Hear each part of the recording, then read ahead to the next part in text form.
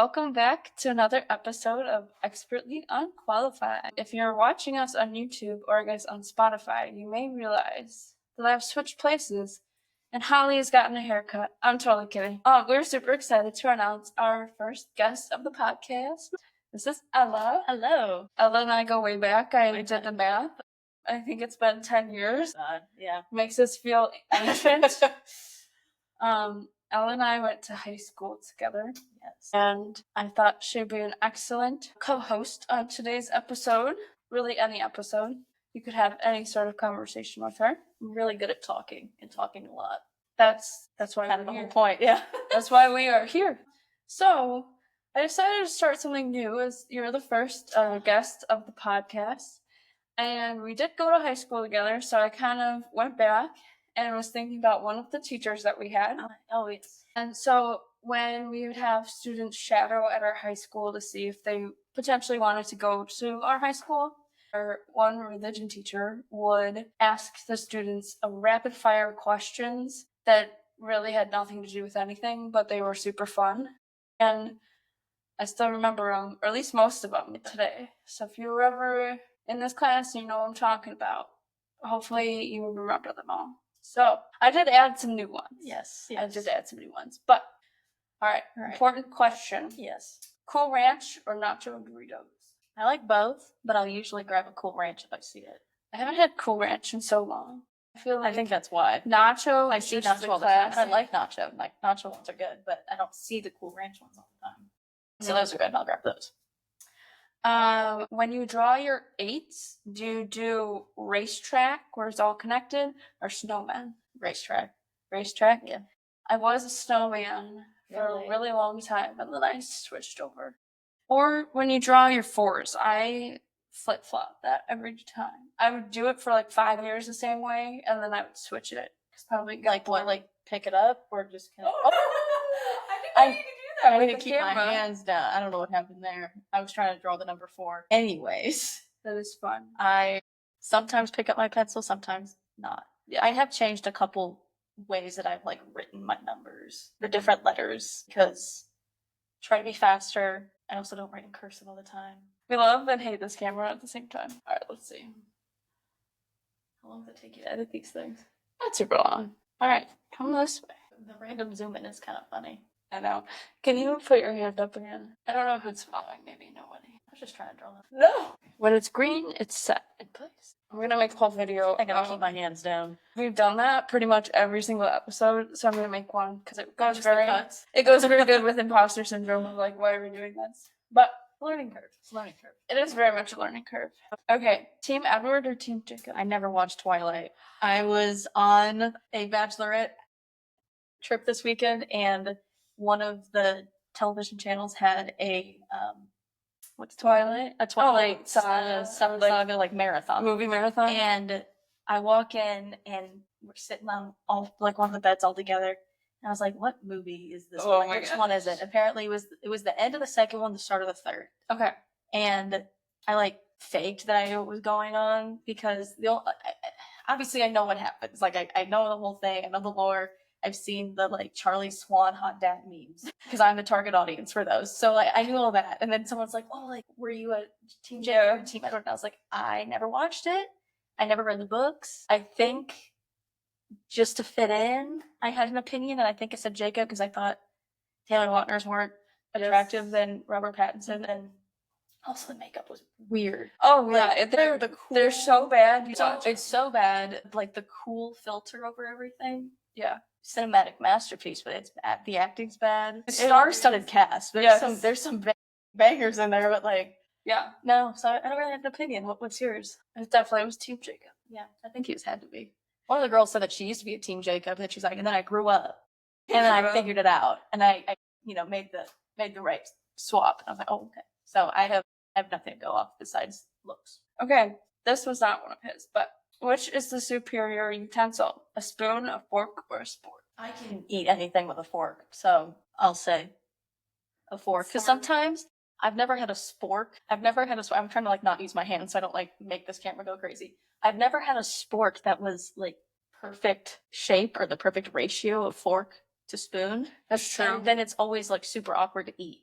with it. So I'd rather just have a fork and suffer, because I can always pick up the bowl and drink it. There you go. Or I can always like use another thing to scoop it. Or my hands are clean. I can just push it onto my fork. There you go. I choose a fork. Fair enough. Pineapple on pizza, abomination or innovation? Oh, I think it's good. It's an innovation. It can be done very poorly. Yeah. Like there's been times I've looked at it and it actually looks like Play-Doh. A good Hawaiian pizza. Yep. Like with a little barbecue sauce and chicken on it. Agree. Okay. If you could instantly become an expert at one useless skill, what would it be? A useless skill? Mm-hmm. Oh my gosh. I was thinking about this and I thought it was Well, I think it depends on what I think is useless. I was thinking about like being able to fold my laundry perfectly. I saw a video of a girl that she showed how to fold a fitted sheet. I was flabbergasted. Oh my gosh, I don't like folding Flabbergasted. fitted sheets. I can show you how I do it. Just push it, do it, and then I kind of roll it. And then it looks, because it's fitted and it's got like weird edges, it looks folded. Like, Oh. you can't really tell it's wrong. If you close your eyes, it's folded. And no, I mean, it's not one of those things I'm like worried about wrinkles. No one's gonna see it. It's stretched out on my bed on the bottom. A useless skill. That's a good one. Well, we can come back to that. Come back to that. Toilet paper. Do you have it starting over, under? Over. If you do it under, Over. there's something wrong. There's something wrong. Like I'll purposely, just because I think it's like usually easier to grab. Especially in the dark. Yes. I just know like I can like reach out and like find the top of it and then just use my hand and I can find it. There you go. What's one word, no matter how hard you try, you always misspell? Definitely. Every time. Like I'll type it wrong every time. Oh, there was another one that I was using earlier and I couldn't get it and I can't think of it right now. But definitely is always. Yes. Always get that one. I was like, which one? Yes, definitely. That one I misspell. Receive. I keep flip-flopping everything. Eyes and E's. Mm-hmm. No, that definitely is one that immediately came to my mind. Like there were certain words that I had to write in like my thesis that I would just type super fast, that I would spell them wrong all the time. Because I would type so fast, I'd spell like sustainability wrong. You probably get tired of typing all that. Yeah. And it's not so much like because I don't know how to spell it, it's just that I was being too fast and like the A and the I were getting like all over the place. But you're like, computer, you should know what I'm trying to do. Yes. Definitely is one that it's just learned. That's what I'm trying to say, no matter what. What's your Roman Empire? I actually made a TikTok video about this. Really? Yeah, let me. I have a lot of Roman empires. Let's just say that right now, and a lot of them. One of my friends commented, they're like, "These are all from TV shows, or specifically." She's like, "Think of something else." I have no service in here, so I'll have to think of it from my. Well, for those of you who don't know, a Roman Empire, apparently guys just like randomly sit and think about the Roman Empire. Yeah. So it's those things that you just randomly sit and think about. Mine might be like food, because I think about all the recipes I should be making or what I need to go buy at the grocery store a lot. Yeah, I don't know. I have like specific like pop culture moments that I think about. I think that's how a lot of people think about it, or it's like a core memory in a way. I feel like Roman empires and core memories are kind of the same. I love crime shows. Oh, not true crime, like police procedurals. NCIS is my favorite show. So like the episode, season 9, episode 14, I'm going through my slideshow, was the one, it was the 100th episode, or not the 100th episode, 200th or 250th episode, and he gets shot, and he literally sees his life flash before his eyes and how it'd be different if he made different choices. Oh. And so it's it's a terribly sad episode, because like, if I had done one thing different, what would my life be like? And that's also just something I think about all the time. Because I read a book on the plane the other day. Yeah. It's by the same lady that wrote The 7 Husbands of Evelyn Hugo. Okay. I can't think of her name. She's got 3 names. But it was basically she moved back to Los Angeles and to a party, and all of her high school friends were there. And at the end of the night, she either goes home with her best friend or she goes home with her high school boyfriend. There was a movie about that. And then her life diverges. Lily Reinhart was in it. It's on Netflix, I believe. Something like Two Sides, or I don't know. I watched it. Was it good? Yeah, it was fine. It wasn't anything to write home about, but they did a movie about that. No, wait, it can be done very, very well. Like I'm a big fan of that. Here's 2 of Roman empires: Sweet Life of Zack and Cody, Prindle. Oh, that lives rent free in my brain. Honestly, everything about Mr. That one lives rent free. The mitochondria is the power of himself. That's hilarious. So no, one of the ones that just popped up in here that I think is one I think about a lot. When you think of like things I think about all the time. One time this is before Dunkin' Donuts when it was still Dunkin' Donuts, Yeah. changed their rewards program. Oh, yes. You could get the best deals. Like, the app was possibly the best. You food could get, I rewards remember app. getting a free drink It was so easy. like Wednesday just by ordering through the app. Yeah, you could do 99-cent any size. It was a lot easier. Like, the points you would get, it was a lot quicker to get a free drink. And it was the coffee. Wasn't it only 100 points or something? It was, yeah, it basically was. Now it's like 500. I could look at it right now. But this was in like the 2021 era. And it was a thing that my friends and I would do while we went to Purdue. There was there's more, but there was like 3 Dunkins we would always go to. And the 6 of us would get into a 5-passenger vehicle. Illegal, I know, my bad. You can't, The trunk is the seat. Actually, no. I was like one of the shortest ones, so I'd like have my knees like up to here, and I'd be on the floor behind the passenger seat in that Toyota Corolla. Oh my God. Yes, but That's not then much room. and then I got a bigger car, and I was the driver, so then never had to do that again. There you go. But we would go, and it would just be a thing. The coffee was awful. You never know what you're getting. On the Route 52 Dunkin', it always was burnt, but we just went because we loved each other. But I got enough points, and I used it to get this, like, it was a large specialty drink or whatever. It was some kind of like macchiato, and I added things to it. And then my roommate went and picked it up, and she comes home and she's like, Ella, what did you order? And I told her, like, I showed her the order, and she's like, I think they messed it up. Don't know if you can see this if I were to put my screen up to it. Yeah. We can try. It is literally just milk with sugar in it. That's all it is. I mean, that whole thing is straight. That's like 40 ounces of It's just the milk. biggest and one. sugar. I don't know if they make this size anymore. This was big too. I think they changed their sizes. Which Okay. I get it. I mean, it has no obesity crisis. Maybe we shouldn't be drinking full sugar things with that. But I was always a flavor shots instead of a flavor swirls girl. But anyways, I look at that and she's like, "Is that just milk?" And I drink it. And there's a video that we have of she's sitting on the couch and she records me and I drink it. And I was like, it's just straight freaking milk. I used up like my big reward thing for that. I was shattered. Yeah, and it had the whole thing. And it was legitimately, I think, just milk and Splenda. Did you go back and say, hey? No, it wasn't worth it. It was the winter. Oh. It wasn't worth it. It's so disappointing. It was so all those points. Like, this was devastating to me. And I think about it all the time. When that snap memory comes up, we always think about it. So that was a long tangent way of saying my failed Dunkin' order in 2021 or 20. I don't actually remember which year that was, but yeah, a lot of those failed. Yeah, this was my sophomore and junior year of college. But yeah, that one was devastating. I was so excited. That one was so bad. I think I've done that before while working. I accidentally handed out a drink and like, But you've never done that. I didn't do that. There's No way. I think it was straight skim milk. Ew. And Splenda. I just forgot And then, all the espresso. well, then we just put it in the refrigerator and used it as coffee creamer until it was gone. There you go. Resourceful. All right. So that concludes our little interview session, which I thought was. How did I do? You nailed it. A+. Thank you. Every week we start off the podcast with weekly stats you didn't need to know, but now you know.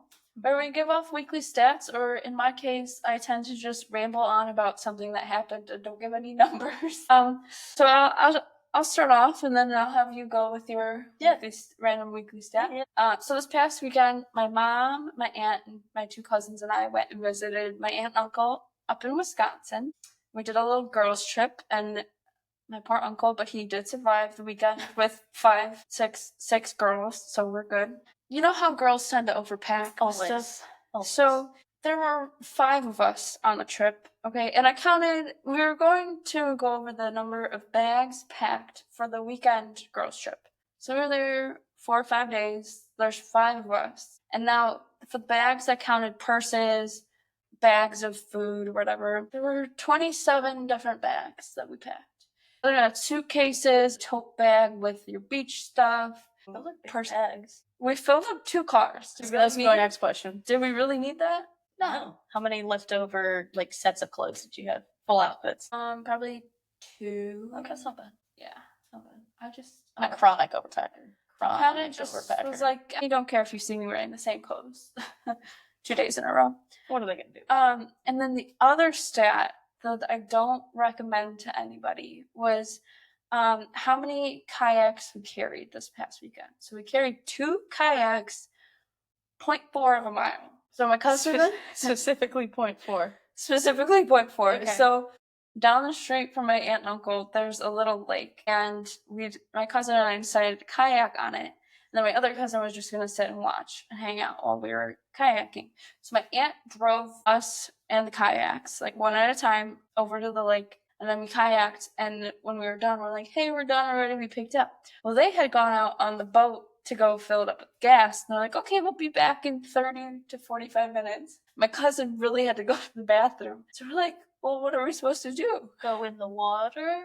We didn't have swimsuits on. So we're like, well, there's 3 of us. Let's just carry these kayaks. So we carried. Or just 0.4 of a mile. It was so long. It was like tense. uphill both ways. 2 fifths. I was in the middle carrying 2 kayaks. So we got our workout in. Oh my God, I know my arms were so sore. I was like, why are my arms so sore? Then we got our workout in, and there were a lot of cars that drove past us, and only one person stopped to ask if we wanted help.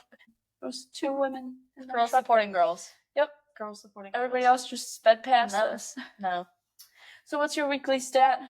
I didn't carry any kayaks. I didn't even set eyes on a kayak this week. So I can't relate to that. I did go deep sea fishing while in Florida, and I personally caught 4 fish. Wow. Is that with like a spear and you throw them a spear? No, it was with fishing rods, but it's like they have really big weights on it because you're in like 100-foot waters. Jeez. I don't know if that's actually considered deep sea. That's deep for me. I don't know. We were on a boat. You could not see the shoreline really, and we were in the middle of the Gulf. So to me, that's deep sea fishing. Yeah. And we caught red snappers and vermilion snappers. But I caught 4 fish. One of them was probably 10, 15 pounds. Wow. Again, I don't know if some people might be saying that's not big. It was big for me. And I lost 1 hook to a very large fish, ripped it off my line. It was gone. Yeah, I don't know if I have any other. Did you have to use live bait? So we used frozen squid. Yeah, that you would cut it, and even though it's frozen, it still has ink in it, and you'd be like, your hands would be black down to your wrists. It was actually quite gross. But we did stop next to this man that was just selling live bait, and we said $40 worth, and he just scooped out a thing and gave us a thing of fish. And they're like, that big. I don't want to touch fish. I'll go fishing, but I don't want to touch the fish. I was a little squeamish with the putting the live fish on a hook. Wasn't my favorite. Yeah. The squid I didn't have a big deal about. I was like, oh, I can do it. One of the girls was like, dang, Ellen, I didn't know you had that in you. And I was like, just for that doubt, I'm gonna bait all of your hooks. So it was gross, but it was interesting. It was fun. I had a good time. I burnt. Not as bad as I thought, but I had some little stripes. Yep. A little bit on my back. You can tell where I missed, on my legs, because full sun. Mm-hmm. And then we'd go back and forth of taking our shirts off, our long sleeve fishing shirts. Yep. Yeah. So it was rough. I probably drank 5 water bottles. That's another stat. There we go. We got a lot of stats. 5 water bottles, 1 sandwich, 2 snacks. They have these little peanut butter and jelly filled oatmeal cookies. Oh, JoJo's? Bobos? Bobos? Yeah. Those are good. Never Those are had good. before. They were really good. Yeah. So I ate 2 grape ones. And I took 2 more grape ones for the plane. There you go. And another butter. Not very peanut friendly, so I'd make sure I did it in the airport. I've only been told twice in my life on the plane, hey, someone has a severe peanut allergy, don't eat it. Have you When thought I had about how they used to give out peanuts? Packets of little peanuts? I remember that. And then some person had an allergy so bad. This was also an episode of one of my crime shows. Probably NCIS again. Where that girl's allergy was so bad that whoever the villain was in that episode was sprinkling peanut powder on her pillow. Oh my gosh. And she had an anaphylactic episode on the plane. It was not so sorry, random. No, we're good. We're good. We got a lot of stats for you this week. Hopefully you could keep up. Adding something to your life. Yeah. Because it's weekly stats you didn't need to know, but now you know. All right, so we're going to dive into our topic today, and I think it's pretty relatable for most people. We are going to be talking about imposter syndrome, which basically it kind of causes people to doubt their knowledge or skills in everyday life, even when they're highly qualified. So a lot of times you may have self-doubt or think that you can't do something just because of certain situations when really you're more than capable of doing it. So I thought, let's see. So I didn't realize this, but when I was Googling, because I got to do a lot of research for this podcast, there's It's like, five. it's like investigative journalism almost. I know, I'm like, let me report back to my findings. There's 5 different types of imposter syndrome that I found. So there's the perfectionist, and so they have anxiety over how things are done. I need everything to be perfect. Yep. Expert, you're a fear of having lack of knowledge. So maybe you're really well versed in a certain area and you feel like you need to be the expert and know all the answers. Okay. Soloist, you have the pressure to do things by yourself and only by yourself. Natural genius, so you stress over not succeeding on the first try. Okay.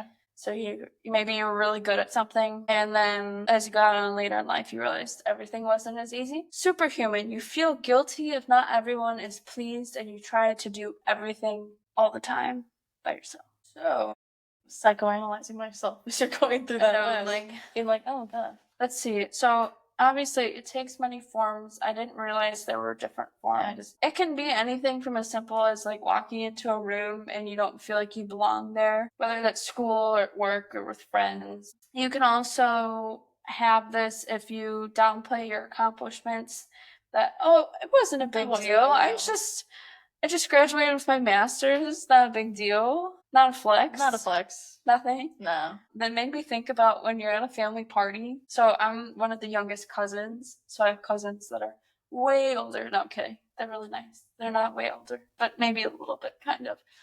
That are older than me. So they've been working in their field for however long. They have kids. They're real adults. They're real adults. You know? So I feel like an imposter trying to be an adult.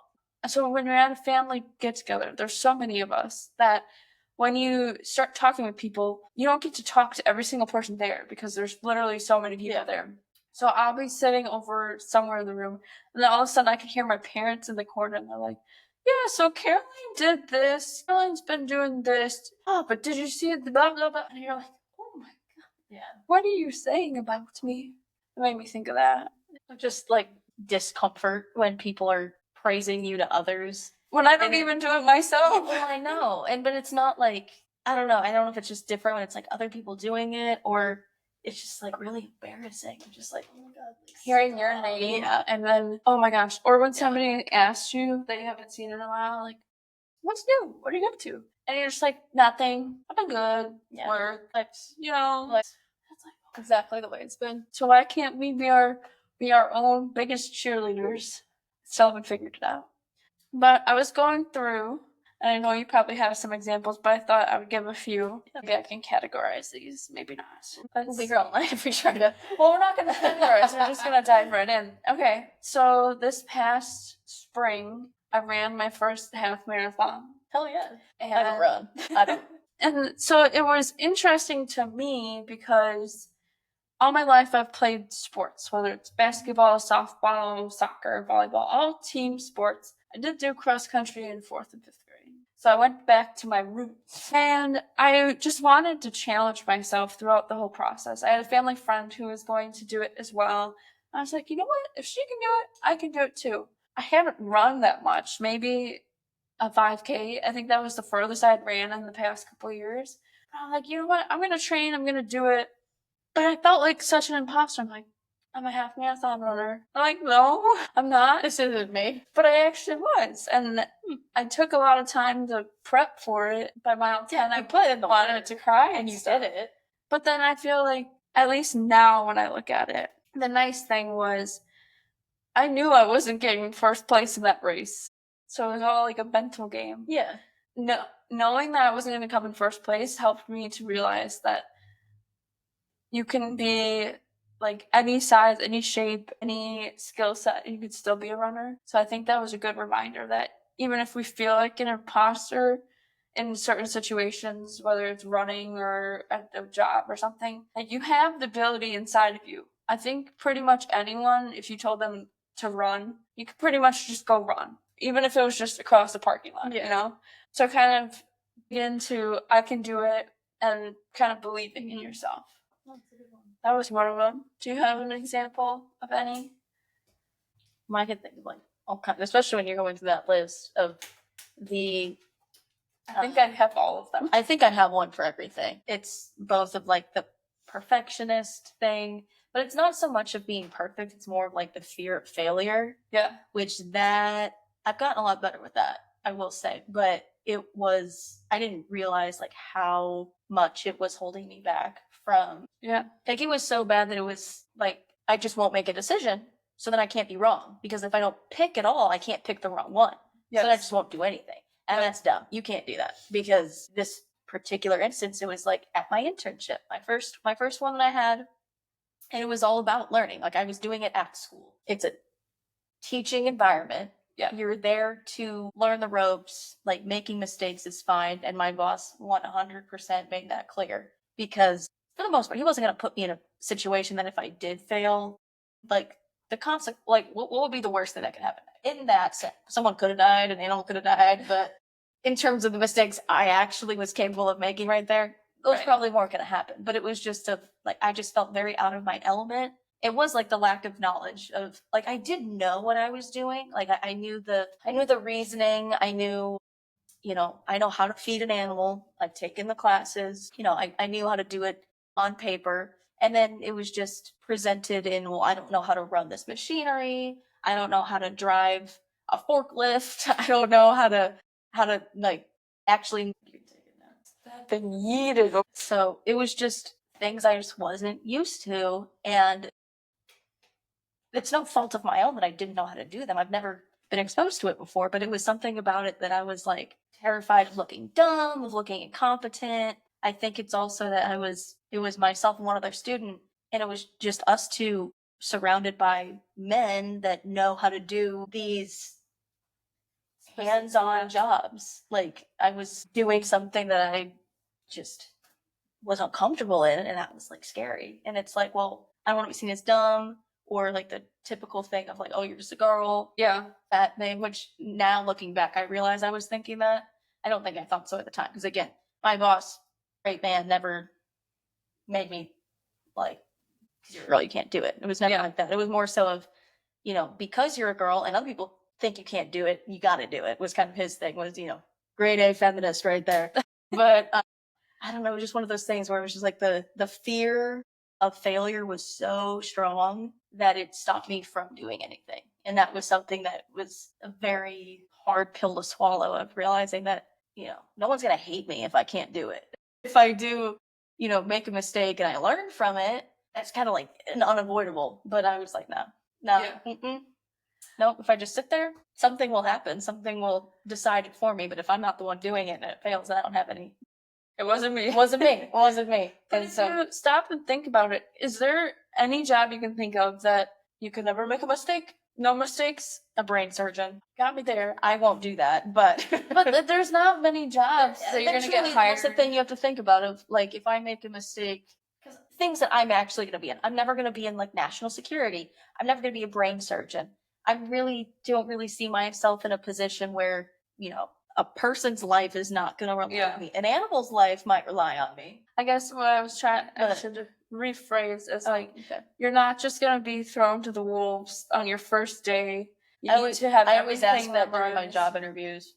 Oh, really? And I'm like, how would onboarding look like? What's the training look like? Yeah.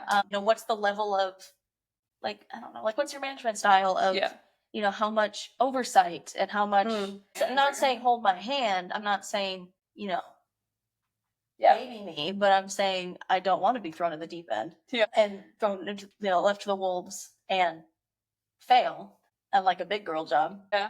I don't want that. But no, again, none of the jobs I do, I think we're going to be something like that. And it's just, no one's going to help me. That's not going to happen. Yeah. And then if you think about it, you were selected to intern because you had the requirements. Yeah. They saw something in you, but sometimes you don't realize what you see in yourself until you're out of that internship or that experience. You're like, wow, I actually learned a lot. Or, man, I actually was way more qualified than I thought. Yeah. Kind of going off of like your internship, I was thinking the same thing in student teaching. Oh my gosh. No, it was the thing of like, these kids are looking at me and I'm, not even 4 years older than most of the time. Yes, that was the hardest part. I'm like, they're gonna. But you know what? So I was student teaching math, high school math. Had I taken Probably 36. That's too many math courses. You 10. probably did. Honestly, Math this girl's course. much smarter than I am. I think the opposite. You're a genius. I am not a genius. I saw a thing earlier, TikTok or Instagram that was something about, I think of myself in high school and, realizing that like I liked certain classes and I couldn't just wait to get to calculus class because, I loved derivatives. Yeah. And like now if you ask me to do it, I can't do it. I can't do it. I didn't love derivatives, I'm just telling you a story. I was really bad at calculus. But it's just one of those things where it's like you're like, yeah, I'm gonna go teach and get a math degree. And I was like, I know it's interestingly what your habits or what your interests are can be so different from somebody else. But student teacher, I'm like, I know how to do this math, even if I don't know how to explain it well. I think that was the trickiest part. You just reach out, find people. Coaching, same thing. I would help coach basketball camps for like 6-year-olds, okay? And I wasn't worried that I didn't play basketball in college, so I don't know if I can train them. I'm like, I literally, you know nothing then. I know nothing. You know nothing. If you I were just- not an NCAA athlete, I you might can't. as well. I can't teach 6-year-olds how to play basketball. I'm not qualified. I'm No. like, Their dads teach them. Their dads teach them. You think you can't? that's what was going through my brain. Or pitching. I did a lot of pitching lessons. You were a catcher. Well, see, I was a pitcher beforehand. In high So, school, I you were a got- catcher. Yes, because Yes. I was told, you're probably not gonna pitch. You want to get. But anyway, I'm doing all these lessons, and I'm like, well, the last time I pitched was 14. I don't think I can. And I'm like, oh my god, how many years have I been playing softball? Way too many. I think I can handle that, and I think it's just all that self-doubt that, oh my god, I don't have every single qualification. I wasn't this, that, or this. And it's not just feeling like you need to have everything all lined up for it to be perfect for you to be qualified to do something. Just like you said in some of your other classes, I was the only girl in the math department. I had women professors who were amazing, but Yeah. I was the only girl, and I'm like, so I think maybe this, or Yeah. and I think it really did help me having women professors in math to kind of say like, hey, Yeah, you can do it. obviously we could do it. Yeah. That's always an interesting thing because animal science is there's a lot more girls than boys in animal science because most animal science students want to become veterinarians. Oh, And the veterinary field is very female dominated. So yeah. So I don't have a pet, so I wouldn't know. So most of that department was all girls, but then you would go outside of your department and agriculture is very male dominated. And farmers, the US, this is another stat, it was a 73-26 split. Oh, really? Yeah. Wow. Or like the sample size that I did for one of my projects. So it's just, there's not a lot of females in it. And then when you go into those spaces, that's probably one of the biggest ones of imposter syndrome for me, is that I would go into not only male dominated spaces, and I really never had a problem with that. Yeah. I was like, for the most part, I felt like either how I conducted myself or just honestly the way I was raised, I really never thought so much about like, I'm a girl, I'm at a disadvantage. Yeah. It's not. But you're just a girl. You're just a girl. And I was like, okay. But then also being so young in those spaces of these people that have like 40, 50 plus years of experience, like I feel like probably the knowledge part of it of, I don't know. I'm an idiot. I'm an idiot. Yeah. Because you do this for a living. But you just don't You have live this. I get mad at myself because I don't have 50 years of experience. My bad. You need to I have. should have started when my mom was in the womb. Like, that's when I should have started my education and my experience. And that's not something that can be helped, but you do sit there and you're just like, That's what it I feels just like. don't know how to like talk about any of this stuff to you because like you do that for a job. Again, you're gonna think I'm an idiot, and it's fine. You need to allow yourself. Yeah, room to grow. Room You're to not grow, gonna have like, everything down. It's not. Yeah, it's not like that at all. And then And like, it's not the end of the world. Who cares if he thinks I'm oh an my idiot? God, if you think about it, no one cares about you doing anything. No one cares about you as much as you think that they do. Oh my god, it doesn't matter. Which is so like no I have to keep reminding myself, no one cares. If I decide to wear my pajamas to go get coffee, no one cares. No one cares. If I'm wearing mismatched socks because I haven't done laundry in 3 weeks, no one cares. Yeah. Your mom may ask you what the hell you're wearing, but it's fine. No one cares. It doesn't matter. And if they do look at you, Who cares? oh my god, like, it really doesn't. If it ruins your day, maybe we got something else to talk about. But that's the other thing I was thinking about. How do you ever have one little thing go wrong, and then I'm having a terrible day, and then your whole day is kind of messed up? oh yeah, I have the final straw all the time. My 13th reason, I'm like, the day's not in the. Okay, maybe don't say that. That's just part of the Gen Z vocabulary. I'm not actually going to do that, but it's just being like, okay, that was the last thing I needed. Now, day, my outing, the event, it's all, we're done. But then you need to stop and think about, and I don't do this very often, but you stop and think about all the things that went right that day. Think about like how nice it was to be able to sleep a certain amount of time, to have a nice bed to sleep in, to have food. Like you start thinking about reframing it. Because sometimes, like right now, it's basically impossible to get a job. But you do have to reframe. This isn't toxic positivity because I'm anti that. I'm probably the least positive person you'll ever meet. That's also a lie. But it's being like, okay, I didn't get that job. And then you think of like, well, there's gonna be some other job. And like, it's because I don't even know what I'm trying to say with this. Well, like, okay, yes, it's frustrating that there's no jobs available and you've been interviewing and applying, but think about it. You're getting time to spend with your family more. You're not always going to be able to. I'm not paying rent. Yeah, there you go. You're not, I mean, if you think about it, like, I saw this one tweet maybe, and it was like, you never know when it's your last day living with your sibling when they move out, and then you're like, oh my god, yeah. You kind of forget about my brother lives in my basement. I don't know what day that's going to be. That he makes more money than me, but he lives in my basement. Make that make sense. Yeah. But I do have something that kind of ties into this. If you didn't have anything more, basically, you need to be your own cheerleader because no one else is going to do it for you.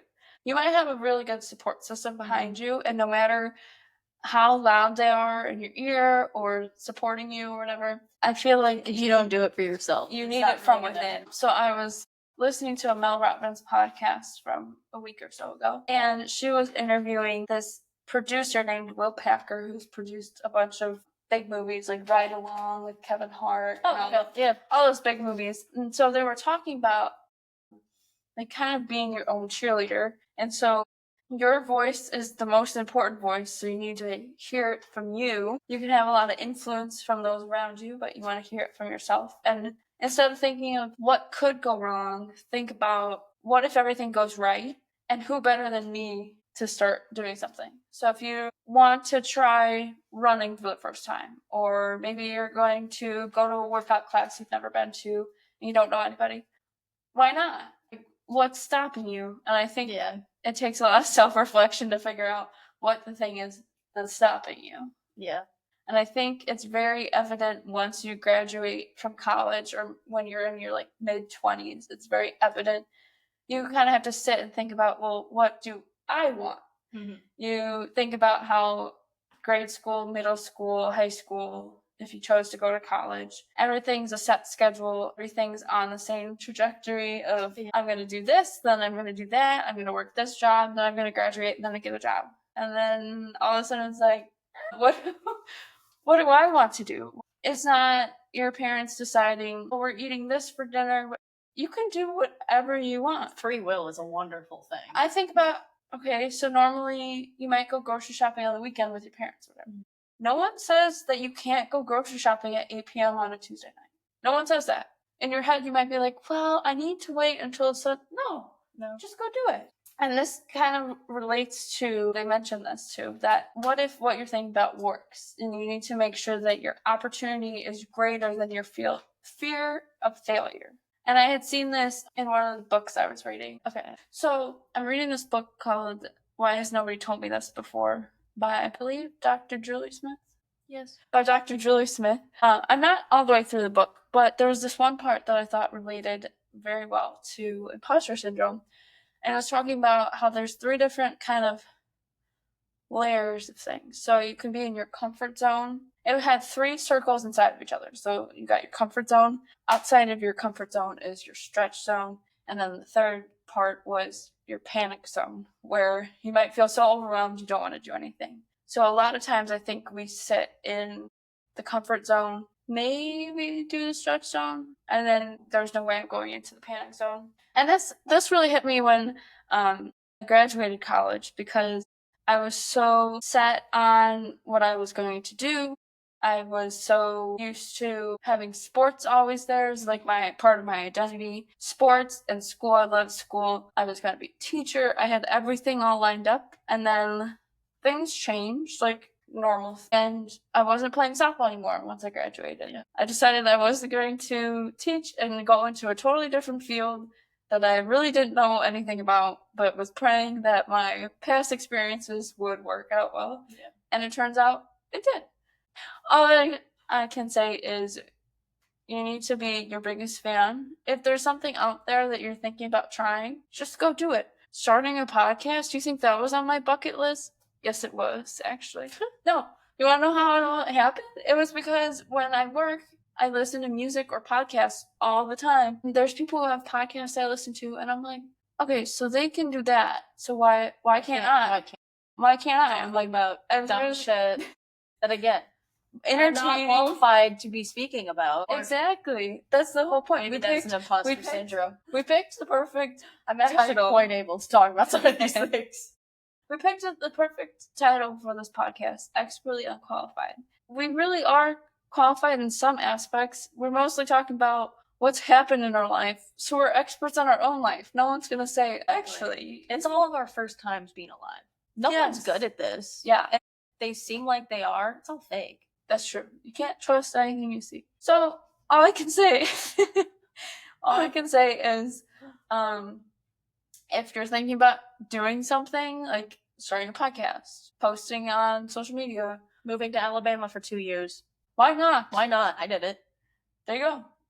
Stop doubting yourself so much. And I know it's easy for us to say that while we're sitting here, but hopefully, I'll listen back to this and be like, oh, yeah, I actually did need to hear that for myself. 8 with that point. Yeah, I'd be like, oof. And it was you that said it. To me, listen up. Because watching yourself is real hard, I'm sure. Oh my God, with it being, it's weird. At first, it was very odd to watch myself. How about hearing myself? Oh, I'm afraid of what my voice is. Hearing myself in the car playing. And then I think about, oh, we're not trying to be perfect here. So even if my hair is a little crazy, or maybe I was wearing the same shirt I wore last week, or I keep talking my hands and it zooms in on my face. I'm doing really well keeping them down. I know, you gotta keep them low. If it's any of that, it doesn't matter. We're unqualified. It's not like we didn't name the pod The Perfectionist, because that would not go very well. You wouldn't have a podcast if you're trying to be perfect all the time. We just wanted to try to be relatable to people and let people know that they're not the only ones going through the things that we're going through, and kind of give our take on what we've learned so far, or maybe what we haven't learned. So there's a lot I haven't learned. There's a lot of learning to be done. So if you feel like you have imposter syndrome, which probably 99% of you do, that's okay. I didn't know there's 5 different types, and those 5 different types. After reading it, I'm like, yeah, I definitely have that. Me. One of them I was like, that's not me. Yeah. But at least 4 out of 5, I think. Hopefully you can relate to this. I think that brings us to another favorite part of the episode, is our unqualified rant and perhaps unqualified advice. I feel like we gave a little bit of advice. We did, yeah. If you need advice, just rewatch the whole episode. Yeah. That didn't feel unqualified. I feel like it was like pretty. It was heartfelt. Yeah, no one cares. No one cares. No one cares. And again, if they do, they're probably not worth it. Nope, it's not worth your time. It sucks to be like, knowing like, oh, what are they gonna think of me? Everyone has gonna think something about you, good or bad. And sometimes it's a tough pill to swallow depending on the person. For the most part, once you kind of accept that fact and also know within here and here of like whose opinion really matters, it gets a lot easier. I'm sure there's, oh my gosh, a lot of people that hate me. And that's fine. Because it so far hasn't really affected me. All that matters is what's in here. I feel like that's very sweet. Sure. It just helps if there's something going on up here too, but yeah. We can't win them all. You have one or the other. No, it's just good to have confidence in yourself and know that there's a bunch of learning that's still left to do. no matter what age you are. And nobody has all the answers ever. No, So fake it till you make it. Fake it till you make it. Make it. There we go. That's our advice. Fake it till you make it. it. We're still faking it here. So hopefully one day we'll make it. But our rant, Expertly Unqualified rant. What you got? So I thought about this on the drive over because I also made the mistake of not leaving in time for rush hour, which I constantly forget that I live by the train tracks or I have to cross the train tracks. Everyone's coming home from work. And that like starts at like 2:30 up until like 6:30. Forget about that all the time. And everyone's driving like maniacs on a couple of the main roads. You're just sitting there and you're just like watching this. Or like you're like looking in your rearview mirror and you're like, please don't hit me, please don't hit me, please don't hit me. Because there's nothing you can do about it. But no, so my rant about driving is if you can't drive the kind of car that you have no business owning it. And like in child speak, if you can't drive big car, don't buy big car. Because like I don't want to share the road with a Suburban and the person is so short they can't see over the steering wheel and they're it's always the like 9 times out of 10 if you see a Suburban, you see an Expedition, and then now we got the Jeep Grand Wagoneers. You see those, it is a 5 nothing mom with 4 kids. And most of the time I think they're actually decent drivers.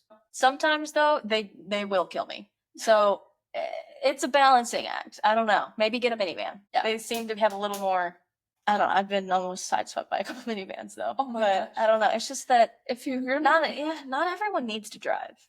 And if it is a necessity, I think it's like your responsibility to just be better. Do better because I don't think it should be left to me to like you shouldn't have to defend yourself while you're driving. Defensive driving is important. Yes. I know you're supposed to do it. You should do it. It is a self-preservation tactic. But it gets tiring. But God, I don't want to like have my heart rate sit at like 110 while I'm driving. You don't need road rage. Midwest road rage. Oh my God. My brother's got a little tat of that. Like the green arrow goes, and that person just waits a second too long on the horn. Like you don't need to do that. You don't need to do that. But sometimes you do need to do that. Yeah. Like it would be in the final straw. I've had a bad day. It's just traffic. You did not accelerate when I wanted you to go. You didn't go fast enough. On that horn. You couldn't read my mind. You hurry up. Yeah. So learn how to drive your car. Learn how to drive. Do better. I say that and I'm gonna like do something. Knock on wood over here. Big thing with that. Yeah. Just I don't know. Share the road. Don't walk it out in front of my car. There's this one lady. Oh my Lord. When I turn out of my neighborhood, I usually leave the same way if I'm going like towards our high school, that part of town. And there's this lady. And it's happened like 3 times over the past like 5 years. Oh, and it's the same lady. And there's not a crosswalk there. And so like I hope I don't like make the camera look at me. I'm here, the road's right here. She's coming from like this one over here, and then she goes diagonal. And she walks in front of my car. When I have the right of way, I understand the pedestrians have the right of way when they're in a crosswalk. But even if you have the right of way, my car's gonna win. She just randomly if I hit you, goes diagonal. You're not. Yes, because she was on that side street, and then she cuts over, and then and it's like busy traffic, and she's like, "Oop, there's a hole I can go." You can go at a lot of different times when I can't. Yeah. Oh. And she's like looking at me, throwing my hands up. I rolled my window down. I said some pretty nasty things. I have no idea if she heard me. I was actually going to a volleyball camp. Oh my God. When I was home last was when this happened.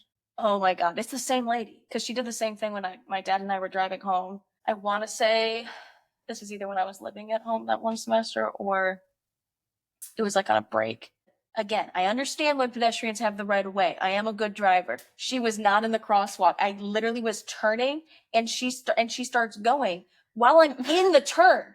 Like she sped up so that she would go in front of my car. And again, she's throwing my hands up, laid on my horn. I'm like yelling at her. And she's one of those people, like the entitled middle-aged moms that probably one of my biggest enemies. I don't like them because they are the worst. So to wrap that up, be a better driver, be a respectful pedestrian person in society, and get off your damn high horse. The entitlement level needs to like come like way down. No more high horses. No more high horses. I don't like horses that much either. They kind of scare me.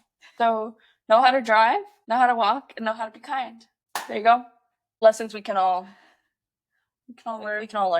All All right. and Well, practice. thank you so much for joining Thanks us for on the having me. podcast. That was super fun. Super fun. We will, I guess I will, well, in the future, maybe we'll have you back for another episode, some more rants. As we can see, I can really, once I get going, who knows what I'm going to say next. I was really good about not saying the F word. I was trying, I don't know if you have the explicit rating on this podcast. If you have to pay for that. I don't know. It would just come out too much. So I was really like, you did a really good job. thank you so much. I've said shit like 4 times though, so that's okay. I don't think you said it though. Mhm. Oh, You said it once, and then I was like, oh, it's allowed. So then I said it a couple times. it was not. But we will catch you next week.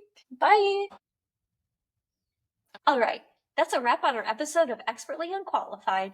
If you stuck around this long, You're either extremely loyal, extremely bored, or extremely caffeinated. Either way, we love that for you. make sure to follow us wherever you get your podcasts and leave a review if you laughed, related, or were personally attacked by something we said. Find new episodes and more on our website, thepodmates.com. And don't forget, follow us on Instagram and YouTube at Expertly Unqualified. Send us your stories, questions, or weird hot takes. You might just hear them on a future episode. We are, as always, Expertly Unqualified. Conversations so fun, you'll forget we have no idea what we're doing. this was a Podmates production.